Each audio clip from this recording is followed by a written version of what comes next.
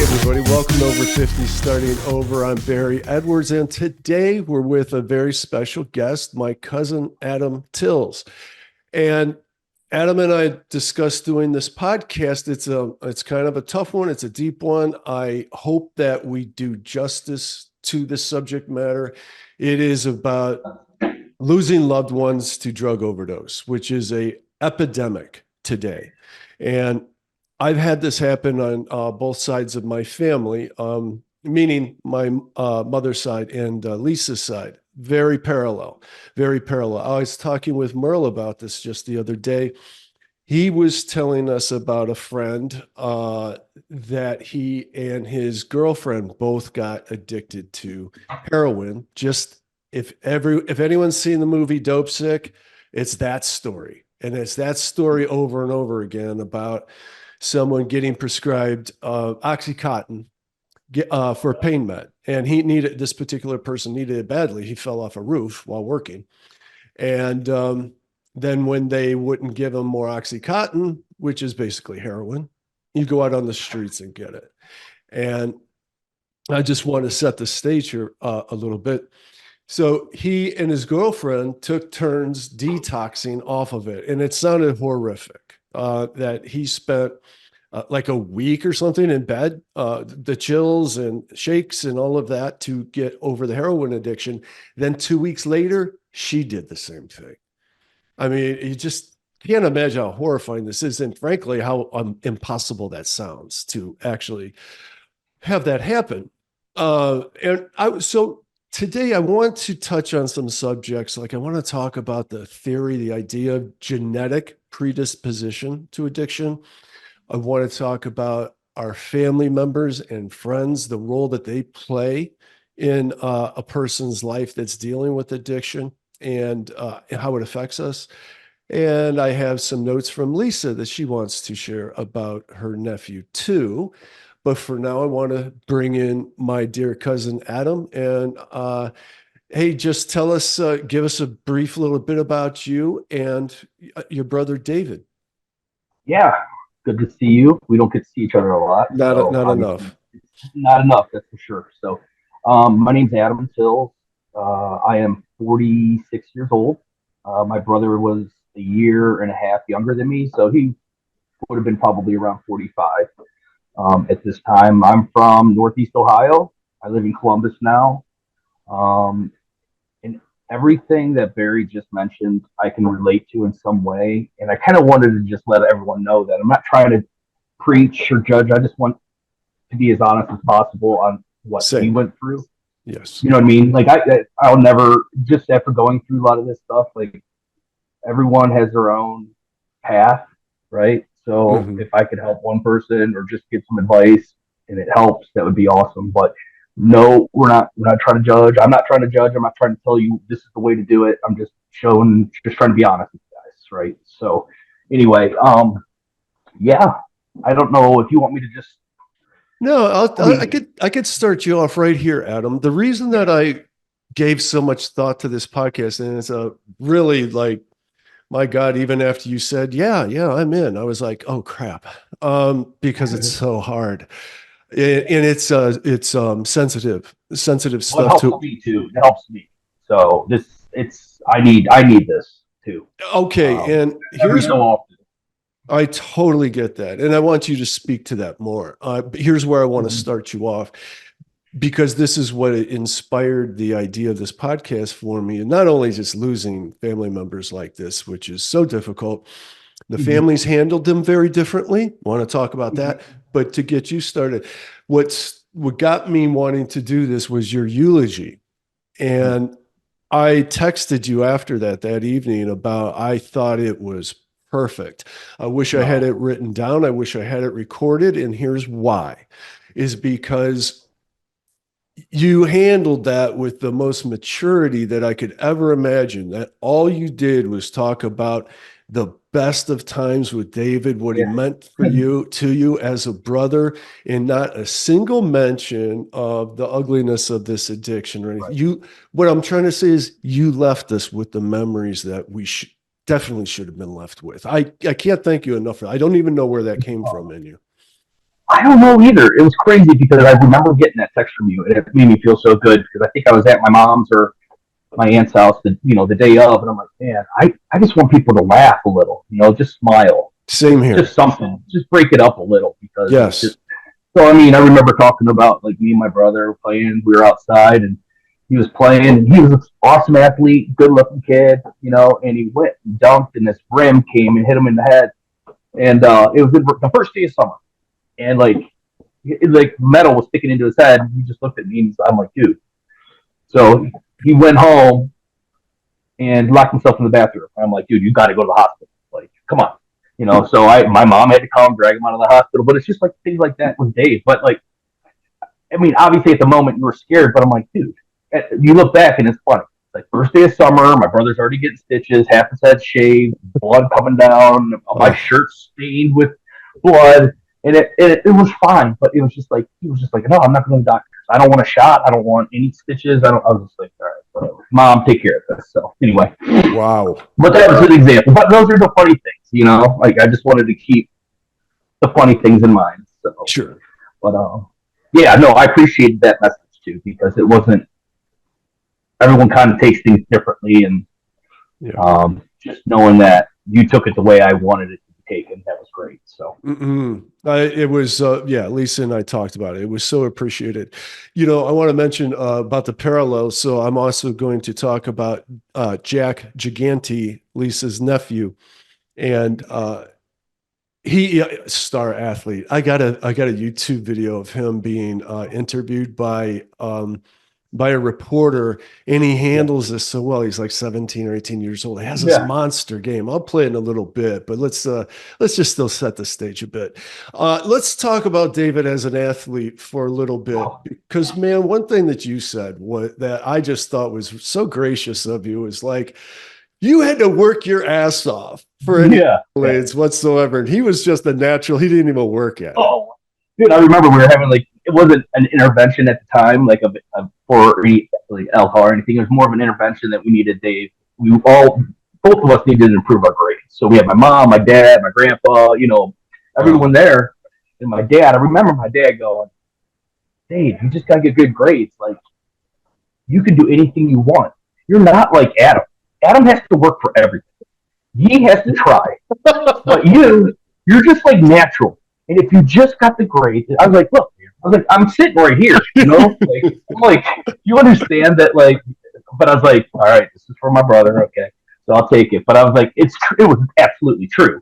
Yeah. Um, he was just like one of those things. Like he'd get out of bed, he'd go score 30 points in football or in basketball, or I'd have to like he'd take a nap on the way to the game and hit 2 home runs or something. It was just all the time. I mean, as a sophomore, he's playing on the varsity. He was just, yeah, he was a natural. He was Wow. a natural. So, yeah. Okay. That's really awesome. And he had the most infectious smile. And I'd say the same again about Jack. They look kind of similar. Um, I will talk about Jack just a little bit now to, well, you know what? I'm going to go ahead and find that video and play that. Okay, so check this out. Listen to Oh, Jack gosh. Gigante. Look at the Jeez, scoreboard, man. 55-6. Listen to this. A Where is, big what, 55-6 victory for the Blue Devils tonight. You had 3 interceptions, you returned 2 for a touchdown. Talk to me a little bit about what you're doing in coverage today. We just said we were playing a lot of cover 4 Washington, so we said nothing deep, and we did our job. We did good in practice, and 5 defensive turnovers or something like that, 6. So hell of a time. Yeah, and then you got 2 touchdowns. Yeah, That's probably more than you've had in your entire career, right? Yeah. How did it feel to get into the end zone as a defensive player? Defensive player, man. I just felt great. Get that pick 6, 2 of them. It felt great. And, my team was there behind me, and it was just a good win all around. All right, looking forward. You got 2 weeks left. What's your team goals here? We're trying to get 2-0. Trying to go 8-2. That's the goal. Just 1 week at a time. 1 week at a time. What leads to that 8-2 record? We got to be, hardworking in practice. Can't slack off. And we just got to come out hard against Berkshire. Get that dub. And that's it. I just very, very impressed with his poise and his maturity, given his team credit. He had three interceptions, 2 were pick sixes. That's a game. No, I mean, like, that's a season. Right. You know what I mean? That is like a season right there. No, that's awesome. Yeah, and he does remind me of that dark hair, good looking kid, athletic, just it's hearing him. It's just, yeah, it does bring back good memories. And I actually did pull some pictures for you, so I will send them over. Oh, good. And I apologize for that. I have some, like, actually, like these ones. I gotta get this. Like, I mean, I'm gonna send them in. I'll send them to you, but like I have little ones from like me giving them a kiss on Christmas. I have ones of them being older too. So, and then I got one with my mom. Anyway. No, good.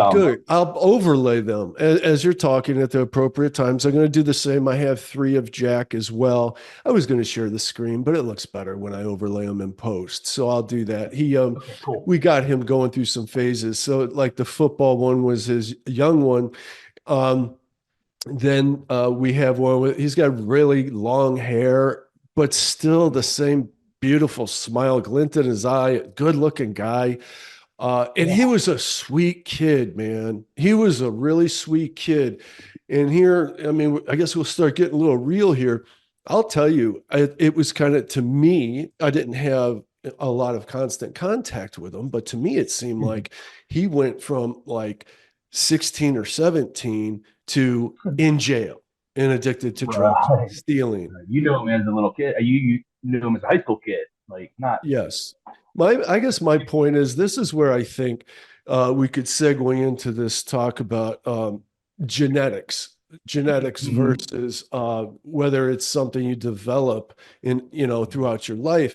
And Lisa and I had this discussion. In my opinion, with Jack, definitely the addiction gene. I think the first time he smoked his first joint or had his first beer, boom, off to the races. Yeah, no doubt. And because he.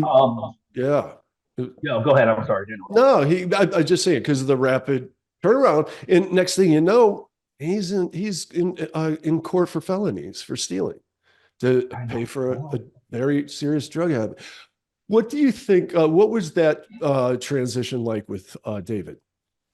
So I've been obviously thinking about this a lot too, because on my mom's side of the family, my grandfather, I don't know, he was in the Navy, World War II. And came back and he was an alcoholic. Like he had it, but like he was strong enough and something happened to where he said, I'm stopping, and he never had a sip again. So it was always kind of like, wow, that's awesome. But like I see it in my cousins too on my mom's side.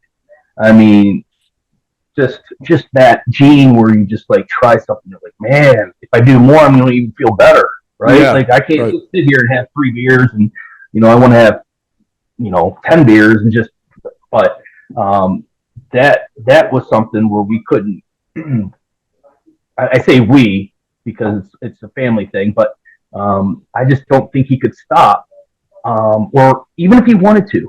And agreed. To go, yeah, and I never thought that.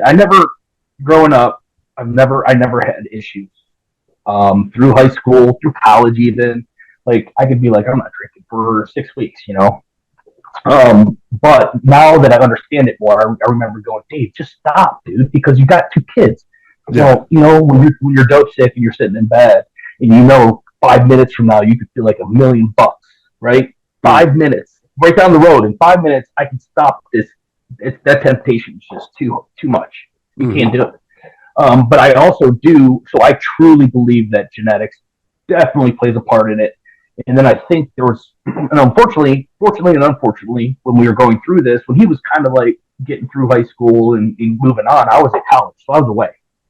So I would only be able to talk to him. I couldn't really see him. I couldn't grab him. I couldn't even talk to him, really. Like I couldn't make him, not that it would have helped, but like I wasn't there. So I didn't get to see everything. But there were some things in life too that I think he definitely had that gene where addiction was crazy, but like then there were some events that made it spiral. Like for one of his like this is when he was drinking beer, probably smoking a joint, but they went to a bar And that's when his best friend was in there. They were playing pool, went out to get some drugs, and was killed. And Whoa. that was in Painesville, right? I mean, that happened, and they thought he went with some girl, and that they went home. And next thing you know, the cops came in, or like, does Dustin live here? And they found his body, right? But like after that, like it didn't matter that he had two beautiful kids at home. Like he was just so bummed out, depressed, like angry, and like that was just one event where I know it added to it. You know what I mean? So that's just one of the things that happened to him, to where, yeah. And I have another example, if you don't mind, because so his baby's mother, they were together, and she had problems the same as David. But obviously you can't live together like that, so they child support. Okay, well, child support, understandably, has to be taken care of. But Dave was getting in trouble because he was getting behind on child support. But the problem is like they take away your license. It's like how are you supposed to get a job when you can't drive anywhere? And not work, but not work privileges either. Correct? No, nothing at the time. Now this could change. This was probably early 2000s, mid 2000, like 2005 ish. I'm thinking back, but like, I remember him walking to the bus stop when he lived in Albany, New York, with like his construction bag, and like every day, I'm like, damn, dude, I couldn't do that. I just get in my car and drive to work. He has to lug all, and it's his own doing, right? But it doesn't matter. It's not easy. Everything's hard after you get that first. Right. Now that you're in the system, now it's even harder to get out. And hopefully, I don't know if the rules have changed recently. Hopefully, they have at least privileges to work and go see your kids. For sure. Stuff. But I know that was frustrating to him because he would do it. I mean, you get burned out after a couple months, and then you just fall right back into it. Yeah, I totally understand. I wanted to talk about Painesville for a moment. We all grew up in Painesville, Ohio, and I was thinking about this because I don't know how to describe it. On the one hand, it's small town. On the other hand, it seems so urban. And I think it's changed a lot over the years. I remember, Adam, like our big thing when I was a kid was just smoking pot, really. And it, and it seemed like, oh, that was supposed to be such a big deal. But then about 6 or 7 years ago, my mother got in a car accident. I spent most of the summer out there at her house watching the dogs, taking care of things. I'm riding my bike around everywhere, all my old stomping grounds. I mean, I ride for miles, right? And I'm trying to get my head together and just really reconciling things. And I go down Route 20. Do you still call it Calamity Curve by the bridge? By the bridge down by the park. Yeah. And there's a big billboard there. Yeah, you're coming up from where your mom's living or back there. So you're coming down that. Yes, I do know where it is. But this big billboard was this big giant warning sign about heroin. And that's when I went, my God, what happened to our city? And that was like 5-6 years ago. I heard Perry, the neighboring small town, white lily-based people, has a huge heroin problem. So I can't believe that it's actually like it's infiltrated. And I know I've been out of it for a while. I'm 46, but like I can't believe how prevalent it is in the high school. Yeah, And jeez, I mean, every time I come home and I'm like, I remember the same thing. I remember Grandpa's apartments that he owned. They were so cool and nice, and then you go back and it's just, it hasn't been taken care of, and it's just like there's been so many changes. And on top of that, like I started noticing things because three of his running mates that he was best friends with have passed as well. Wow. Same thing. So, and they're all from Painesville, all same grade. One lives over by where you grew up, right off Hill Road, right? That area. Mm-hmm. And then a couple guys. I mean, they were my brother's best friends. So obviously I cared about him, but like nothing like that he did, like, I mean, so, I mean, his running group, his boys, who were all good kids at one point, right? They're all good kids. Yeah. It's just like, he calls me, and then next thing you know, it's just like there's 3 of them gone. That's crazy. So is fentanyl playing the role in this? Because that's what happened over here. So that's crazy, because I didn't. Obviously, that is a pandemic that is absolutely out of control. So I'll tell you the night before everything happened, I remember it vividly. So he was in jail for, I think it was child support, and he was in there for a couple months. He came out and he was clean, excited. Dad picked him up and called me on the way. He's like, look, I'm going to get home in a second. I'm going to help you with my resume. I got some job opportunities. I'm like, cool. And so it was a Wednesday night, and I remember going, oh, dude, he sounds so great. Please, let's just figure this one out. Let's see if we can stick with it. But the next morning, I get a call from his phone at like 6 a.m. I'm like, man, this kid gets crazy, man. Now he's all hyper. He's like getting up, going for a run, but no, it wasn't him. It was his roommate. And then I didn't get the phone call, but I called, Dad called and said, hey, he's in the hospital. I was like, was he alive? He's like, what do you mean alive? He's just in the hospital. I was like, Dad, yeah. I mean, I think he was a little ignorant to, the opiates and stuff like that. But the point of it is, the circle it all around is, he was clean in prison or in jail for 2 months, right? His tolerance went way down. So like when he got out, this is so crazy, dude. Because I talked to his roommate, and his roommate, God bless him, I know that he has his own issues, but he called me and I talked to him. He's like, look, I'm going to do whatever I can, because I know the hardest part is those first few days, because you think not just doing it, but trying to do the same amount that you were doing before. This is it. And then, so, I mean, yes. But when we got the reports back, it didn't show anything of fentanyl in it. So I'm just thinking it was more, I think it was just more too much. You know what I mean? Yeah. So, because again, he didn't have the tolerance, and he knows what he used to, and he's chasing that dragon. Yeah. They didn't say anything about that. But like I said, it's different nowadays, man. It's crazy. Yeah. I mean, it's now really heroin's starting to look like, marijuana was to us, right? Like, it was like, don't put fentanyl. Right. It's just. It's crazy. I did want to read you some stuff that I looked up about. We're talking about the genetic predisposition. It says studies, including those involving twins and family histories, has suggested that genetic factors can contribute about 40 to 60% of the variance and risk for developing substance disorders. However, this doesn't mean that there is a single addiction gene, in quotes. Instead, multiple genes, each with a small effect, likely interact with environmental and social factors that influence the risk of addiction. And Adam, I think that was just encapsulated what you've illustrated here over the past half hour. You were talking about that. You got to wake that gene up, but it's in there. Well, right? You talked about the environmental influences. That's what I mean. Let me do this last paragraph, and this is it. Yeah, no, I want you to send this to me too.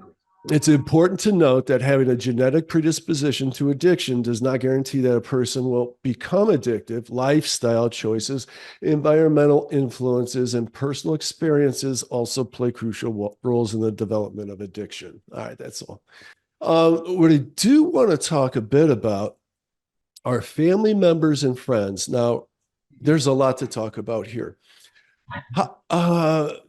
My God, this can be so trying on those that are closest to this person that's struggling with addiction. There's crime involved. There's a lot of manipulation from somebody that's never been manipulated before. All of a sudden is lying and stealing.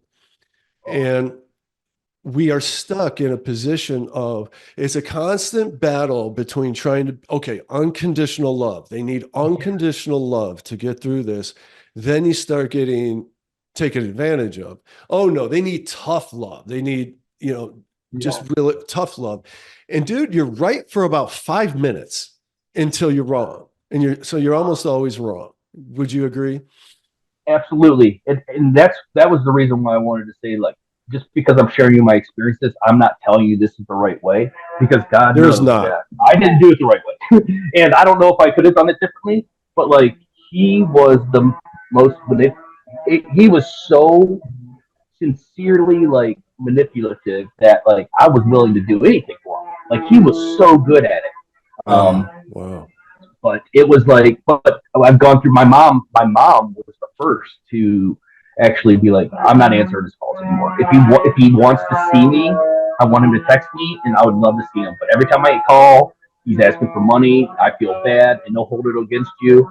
Um, and then he starts calling dad, and then me, and like, yeah. I Yeah. mean, it's you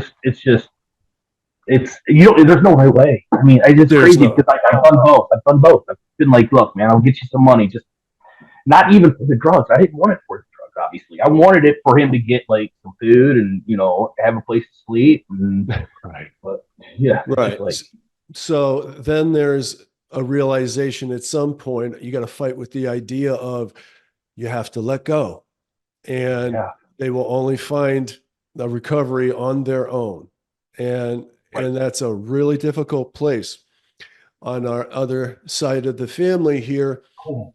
there was a lot of blame going around and upon Jack's death, and it's really sad. And I'm just struggling with finding the right words without throwing people under the bus, but there are some really, really hurtful things. And I just think that in a time like that, you got to dig deep, find some maturity, because everybody's hurt and everybody's a raw nerve. Everybody feels guilty about Yeah, not having handled it as perfectly as you can, and to start pointing fingers. And I think those who are pointing fingers the most may possibly be the most guilty.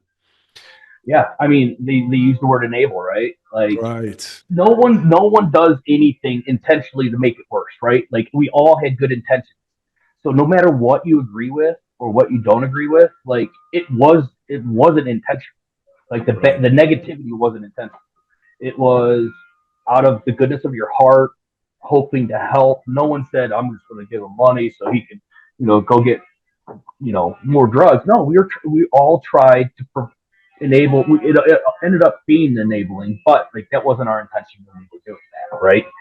So, but you're right, and I that was one thing that I think my mom and dad, who are not together anymore, they divorced a long time ago, but they were pretty cordial to each other. Like, I think they both did the best they could, Mm. and so that was one thing that we didn't have to go through, That's kind of and amazing. so yeah, no, and how, yeah, it's just, it was more or less like just coming to the fact that like we almost kind of saw it coming, Yeah. not that we expected it, but we almost had it. We almost had it. Unfortunately, you eventually get that feeling in your mind where you get that call. You never expect it, right?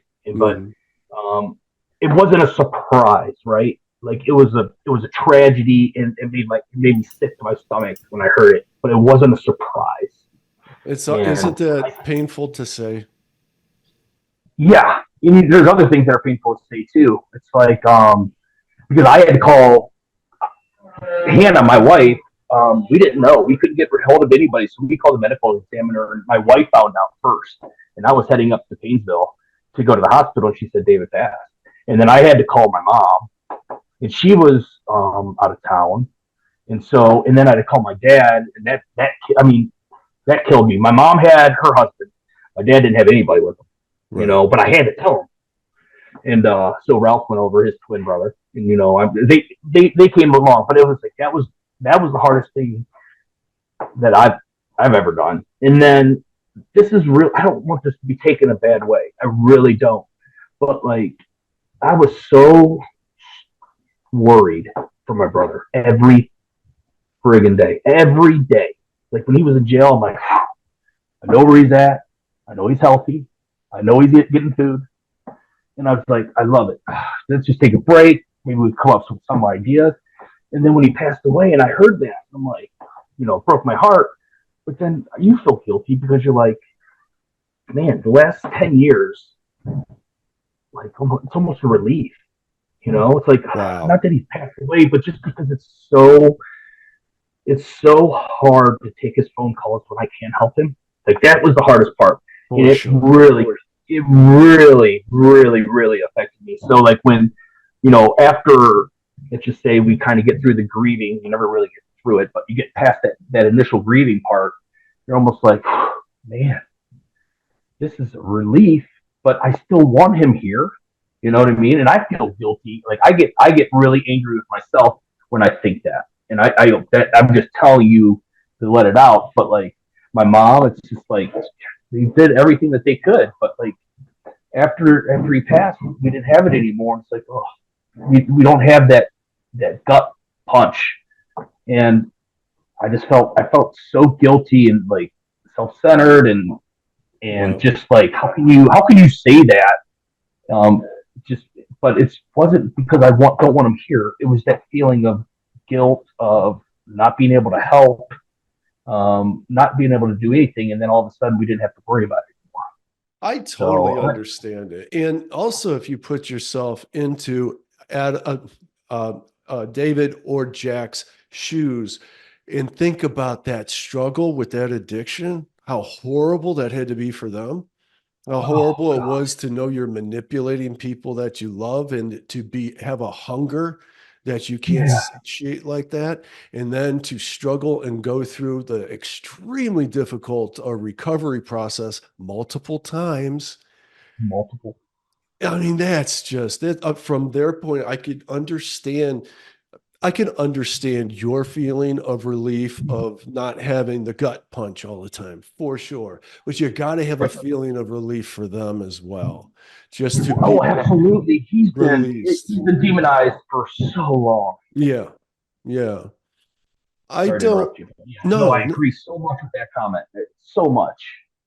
I And don't you know know. what? And I don't know, Barry. Like I truly still don't know to this day if it was an overdose or if it was self-inflicted. And because Oh, he was hurting so bad. So was it? Did he take too much on purpose? Because he was just like he's like, oh, here we go again. Just got out of jail. I was clean. Now I'm doing this. Screw it. I'm not doing this again. Boom. Or was it an accident? And like my feeling was when I was talking to him, he seemed very optimistic. So I'm thinking it was an accident. But like there were times where it wouldn't put it past me to think that dang, he did that on purpose. So that's I just another understand. thing that I thought of because like your point, it's harder on them. Okay, it's hard Yeah. on us, but it is harder on them, and it doesn't seem that way. Everyone, I always thought that's self inflicted. That's self inflicted, but no, it's harder on them. Yeah, for sure. I totally understand that. How do you think your mom and dad are with this today? How long has it been now? 3 years, maybe? Oh, it'll be 3 years in July. Okay. Um, I think my dad, Ray. Like, Hmm. I think if he doesn't talk about it, he won't talk about it. You know what I mean? Like, he's just kind Right. of really protected. Like, I don't really talk to him about Dave much. I think he puts a lot of his attention into our children or his Yeah. grandchildren, and Yeah. obviously, his family, he's working, that type of thing. So I think he's trying to keep himself busy and stuff. We don't talk about it much. I mean, maybe if it's a joke or maybe just something funny that we did, then we'll talk about it. But we never really sit down and just like talk about it. On my mom's side, um, we could talk. We could talk more open. I think she's come. I think that when she helped him or helped him, right, enabled him, helped him, did the best she could for him for 15 years. Okay, and then she was able somehow to say, "I'm not doing this anymore. I'm not." Wow. Like I said, if you want to see me, I want to see you. I want to give you a hug, a kiss. I want to be with you. But like, I'm not taking your phone calls to get begged for money. No more. So I think at that point, like, I think it kind of turned her that she's just kind of like that part of her is like not dead, but like it's scarred so much Yeah. that now she's able, but because she's gone through that and she fought that for a little while, that I think that she was more prepared Mm. and able and able to discuss good times, right? We can sit down and talk about, oh, remember Dave was doing this, did this, I we'll love talk that. for a couple hours. Yeah. So I think my dad never got, not that he always helped, but I don't think he ever said, done, cross it off. Here's a scar. My dad's still probably a little like in that grieving period, but he's awesome, and but he keeps it to himself. So, Yeah. Us guys but tend to do that. And I Ray's a very know, typical guy in that yeah, regard. I could see that about your mom. That's a very sophisticated way of handling it. I wonder if she did any counseling or read some books and to come at this, the obvious. I mean, for a mother to be able yeah, to let go of that, no, knowing that you have no choice. I think you kind of gotta. it was decades. It was literally over a decade of just nonstop. I know that she had friends that she talked to. Her and her twin sister are, I don't know how close anyone could be, but they're as close as any people can be. Yeah. Right? They like have the same dreams at night. Wow. But yeah, that's crazy. But like, I know that she relied on her a lot, and Sure. like, and Mick was a nurse. Mick's a nurse. That. Oh, my mom's sister. So she knows a little bit more about that, and I think that helps. that helps. I don't know about reading, but yeah, I think that talking with her sister who's in healthcare and what my aunt would see at the hospitals and stuff, I think that helped. Mm-hmm. But yeah, as it relates to like scheduled counseling, I don't know if that ever happened. She didn't tell me that. I'm a big advocate. I'm a big advocate for everybody that is dealing with depression and just negative thoughts. But I'll always say this too. Don't expect the first counselor to be the perfect fit for you. I know. Try, leave your mind open to trying 2 or 3. If we were to get philosophical about this, Adam, what do you think this country can do to help solve this problem? Because in a way, it seems like it came upon us pretty suddenly. It may be really 20 years worth, but that's not a big chunk of time. Yeah, So, it's not. And the last 4 years, it even intensified because of the fentanyl. The fentanyl, and that's a China problem. You have a little pill that'll kill 4 people, right? I'm like, but like that gets mixed in, and that gets with everything. With everything, even no one, whether it's cocaine or whether it's ecstasy, anything that you can do that could be in it. I got friends that that say that like the best thing that happened was that because they were able to be like, I'm not going to buy any more of that stuff because I don't know what's in it. So like now they're better. But not everyone has that capability, as you know. What do you think about the concept of legalizing drugs?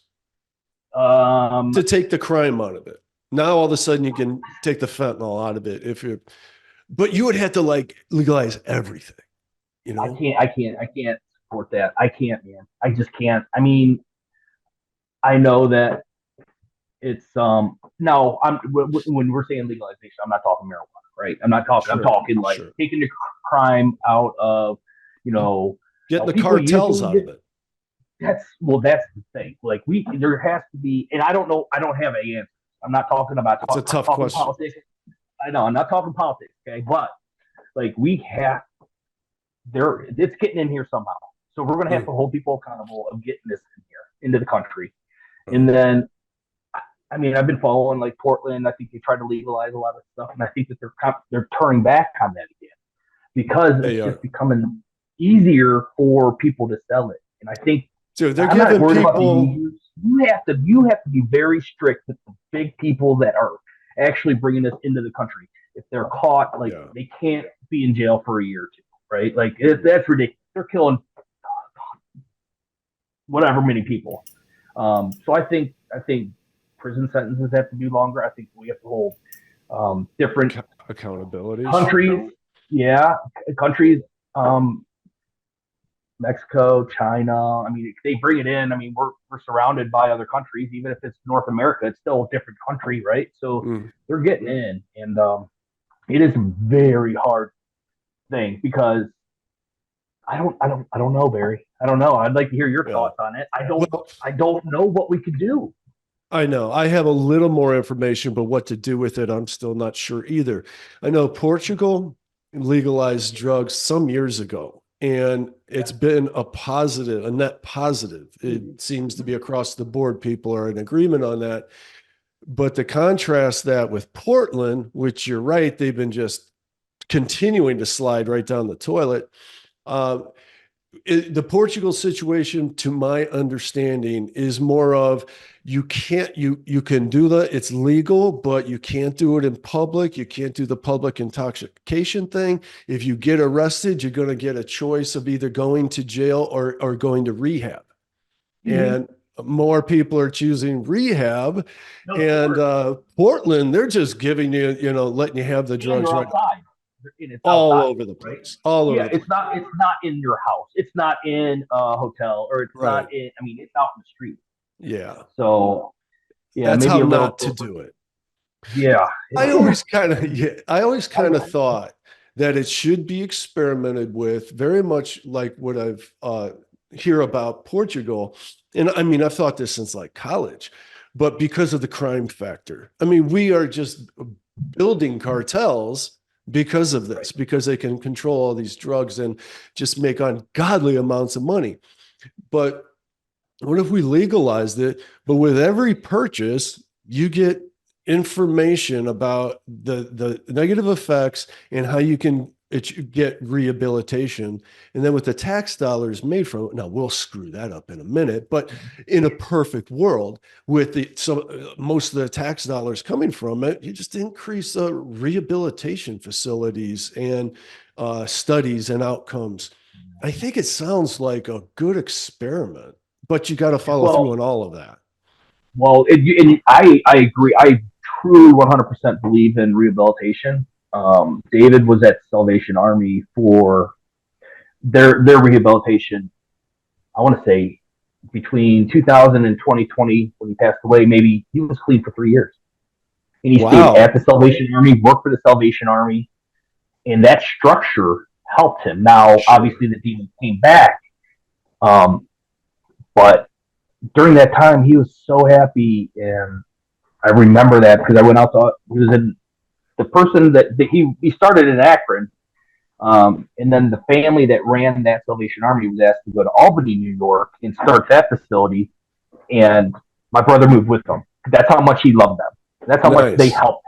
And Mm-hmm. so, like I said, like after the first couple months, or then you can once you're detoxed, then you're allowed to go outside. You get drug tested every time you come back in, and then you can stay here, but you got to start paying rent.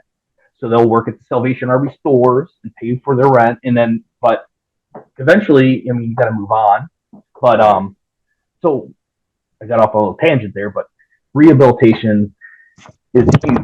Okay, so we had a little mishap there. We're talking about rehabilitation, and you made me think of a lot of things. There actually are a lot of services available.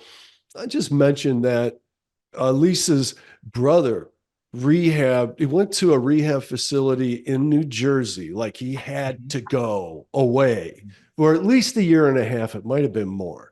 So he was doing the same kind of thing. He started counseling people after he graduated to a level, and that kind of structure has kept him sober for like almost 20 years now. That Whoa. is mind blowing, isn't it? So Dude, I have so much mad respect and me like too. appreciation for those people. Like I just want to talk to them.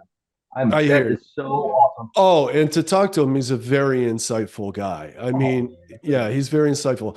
I want to share something, and this is a Cleveland area. It's a west side of Cleveland area organization. This is actually a client of mine. And I can't believe I didn't think of this earlier. You just made me think of it with your story here a few minutes ago. This is the KISS Foundation. And this is, they got some stats here about approximately 295 American lives are lost through drug overdoses daily. That's wow. So Cleveland's Drug and Alcohol Recovery Center Community for Men. That's what this is. Now, check this out. This is, I think, just about the most effective sounding rehab facility I ever heard of. It has 3 different houses, 3 different levels. So when you first apply, you got to apply to get in there, and you got to be approved. And at level 1, you go into Leah's house, and this is where you are there for 4 to 6 months of treatment. And for every client, the program's free. However, you must first completely detox and apply before being accepted into this unique halfway program. So then, if you graduate from this, you go to Ronnie's house, level 2. Yeah. And residents who stay clean and positive can earn their right to move into Ronnie's house with more amenities and freedom. Also comes with full-time work and responsibilities. They start to incorporate you into the community. By the time, if you choose to go to level 3, Jack's house, this is sober, 3/4 independent living facility with eight single rooms. So it's very limited. It's a very Christian-based environment. And this is where you help, I'm not sure if it was level 2 or 3, they help you get your resume together, help you get back out there, get a job so that you could take a structure with you on the way out. So I think that's fantastic. And you can see this at kissfoundation.com. Fantastic organization. And it's run by just absolutely lovely, recovered people. It's the best to learn from, right? I mean, hands-on experience, unfortunately, but that reminds me of something too, Barry, because there was one more thing, and I can't believe I didn't think of this, but like Suboxone, right? Like Suboxone, like the medicine that you take when you're trying to get off of heroin. You could take Suboxone so you don't get sick. I never heard of it. But, okay, yeah, look it up. Now you can get addicted to that too. Oh, so, but it's a program through a doctor. It's something you put under your tongue, or it's a pill, or whatever it is. And it makes you. I think it can be very effective if it's done the correct way. A lot of people will get into it and then they start selling it, and they're like getting. But also, if you team it up with the Suboxone regimen, where you're seeing a doctor every other week, and you're going to therapy, like mental therapy, it allows you to get stronger, right? It allows you to strengthen your attitude towards quitting. It gives you a gradual, like, so you can strengthen enough to be like, all right, I'm going to taper this down and then live my life. I think in the right way, it can be very helpful. But yeah, Suboxone is something that Dave used to take as well, and he would be great. Oh, that's good to know, man. Yeah, but then he would like sell half of them, and then he'd get low on it for the month. Oh. And then like he's like, well, I'm going to do that. I'll get Suboxone next month. Like, you would get really sick. Like if you were taking heroin and you took Suboxone, supposedly you get really sick. So you have to wait till you're about to detox, and then you can start it. So you right when that really bad start happens, then you can start taking it. But that is something that I still have a lot of research to do on, because I don't want one to be or take over for another. But if you do that right, you strengthen your ways and your thoughts and your willpower, and that Suboxone gives you that time to build, right? I totally understand what you're saying. That's very helpful information. And I'm just going to emphasize something that you touched on is the sense of community, the group therapy thing. That's AA is about. It's about getting with your community in a non-judgmental framework and being able to talk about, release all your trauma that you're keeping buried. I think that's absolutely huge and needs to be brought to the forefront. Yeah, and those groups, man, are tight. I mean, at the wake and the funeral, I mean, there were people that came from Albany, New York, that I never met, and like different places. I mean, they spilled their guts to each other, right? And like, so when Dave passed away, they weren't, in therapy together or anything. When they heard, they came, like I was like, I love you, bro. I don't know who you are, but I know that you were with Dave. So, but you're right. It is a tight community, and yeah, they take care of each other. Absolutely. There's also a thing about not being alone, and loneliness seems to be a growing epidemic. And we are not meant to be alone. That's why solitary confinement is the worst punishment that we could. I couldn't imagine. So yeah, the sense of brotherhood, but to truly be your authentic self and to feel accepted is absolutely huge in your healing process. Did you have a book that you wanted to share? Yeah. So we went to this. We went for my company that I work with. We had a drug-free workplace seminar, and there was an outside third party that came to do a presentation, and it was nothing about her personal. Like the whole thing is kind of strict. You have to go through, say this and do this and take a quiz. But I went and talked to her afterwards, and both her sons were in accidents, pain pills. Then it went to different things. I don't know if it ever graduated to heroin, but they were in bad shape. But now they teach therapy. But this book right here, and I got to meet her, and she was awesome. She was, because I went to her, talked to her, told her about my story. She's like, I got a book for you. And but this is a success story. So I think that that's important to hear. But it's also a really good book, right? Yeah, it's really short. It's really good. Nice. It's not. I could send it to you later. I'm sorry. It's when most people listen to this podcast. The earbuds not. Yep. So the title is "When a Band-Aid Is Not Enough." And who is the author? Her name is Pam Basil, like the herb Basil, and it's a mother's harrowing journey through her son's addiction to prescription drugs.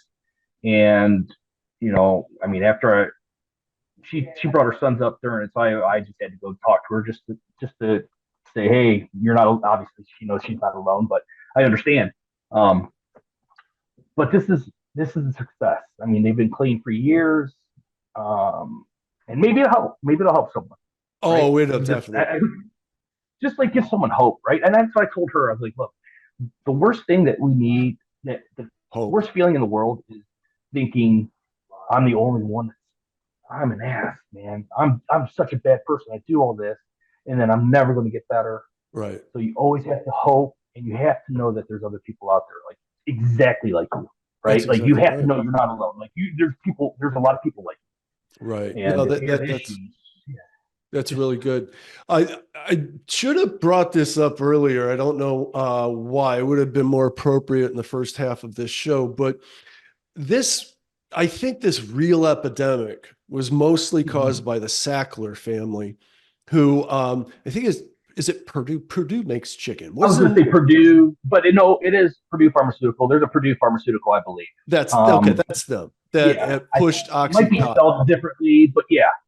I mean, it's legalized heroin, and they get sued for it, and it actually totaled to be about the amount of 50% of their profit from killing everybody, getting this country addicted, and no one hears about them. I'll just bring it up again. It's the Sackler family, and they should be held responsible for this, but we also need to work a lot harder about undoing the damage that has been done.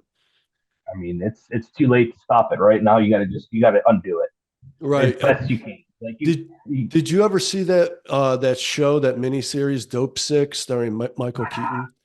Dude, I've heard of it, and I'm hard to watch. Sometimes like, yeah, that's what I was just gonna say. Like sometimes I'm like, yeah, let's watch this, and then I get 10 minutes in, and I was like, oh shit.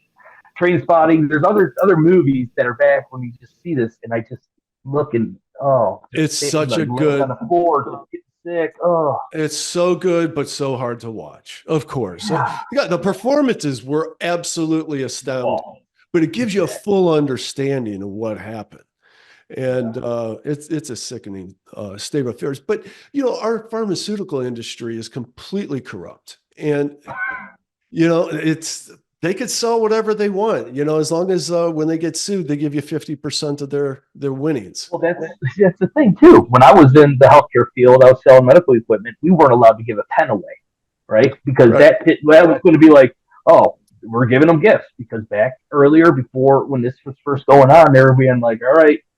all you back doctors, all you orthopedics, Yeah. let's go to the Bahamas. Bring your Yeah. wife. We'll be there for 10 days. We're going to make you go to a seminar for 2 hours, use our drugs. But now you can only do so much. You still got the greed in it. But like, it used to be like that. You come in, you come here, go to this. Every year we'll go on a different trip. Just make sure to prescribe my Oxycontin or my Yeah. oxycodone or whatever it was. Well, they found a whole new game with COVID and their vaccines, and that's a misnomer Oh, right yeah. there. mRNA, it's not a Yeah. vaccine; it's gene therapy, and it was a scam. I think this is when all of us kind of awakened from this in 2021, 2022. It took us a while, dude. I was on Yeah. I was on that train. I was like, be patriotic. Let's get behind this thing and take that vaccine and let's get this over with. And I had little babies, right? And yeah, I had little babies or a baby, but I was the same way as you. I was like, I'm just going to do it. I'm not going to even question it. Like right. everyone should do it.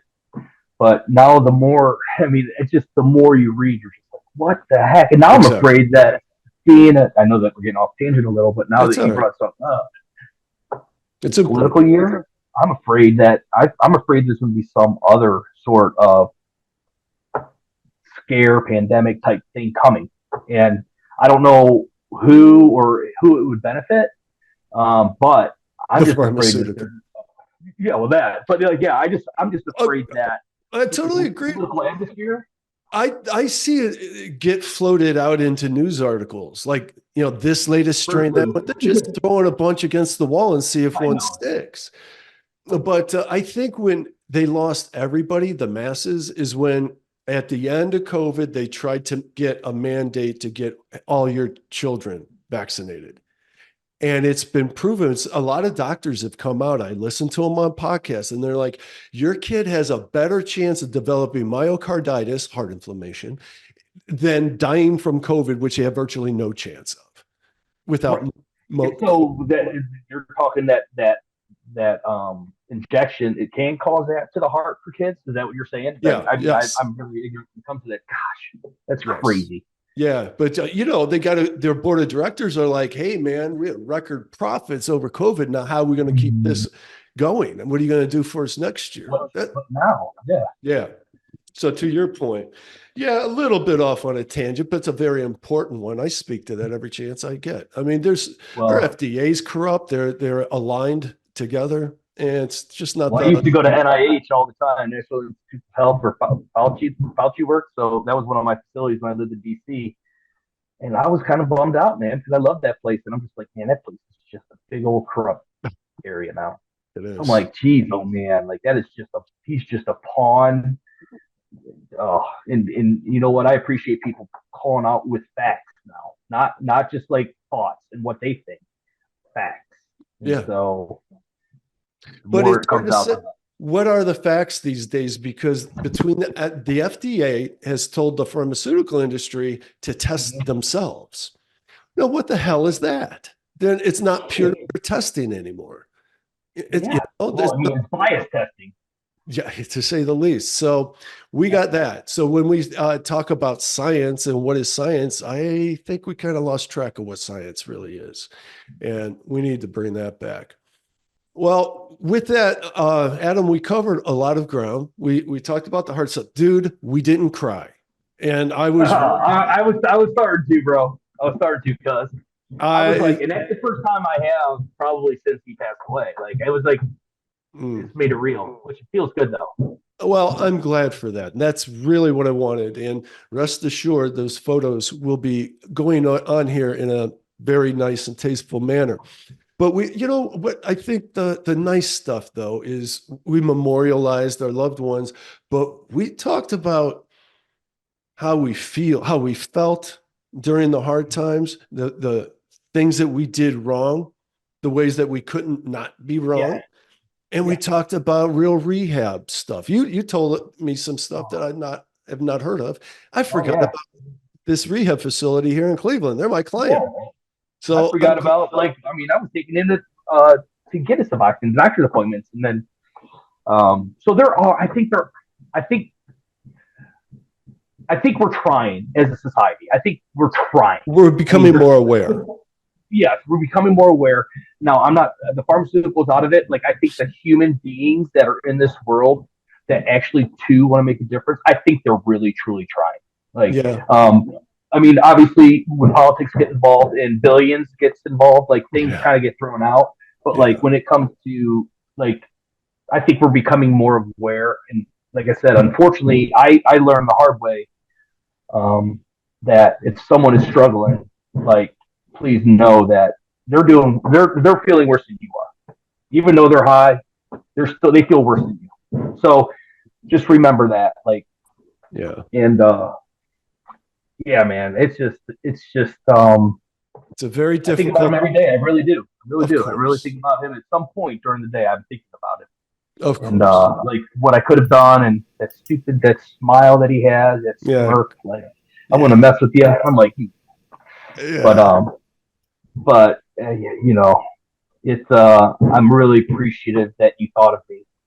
And obviously, I know Lisa. I never knew her nephew, but I understand, and hopefully that they can get through some things and maybe understand a little more what I feel, or what, you know, and maybe not point the fingers, maybe apologize to each other, and at least come together and say, look, none of us did everything right, none of us did everything wrong, right?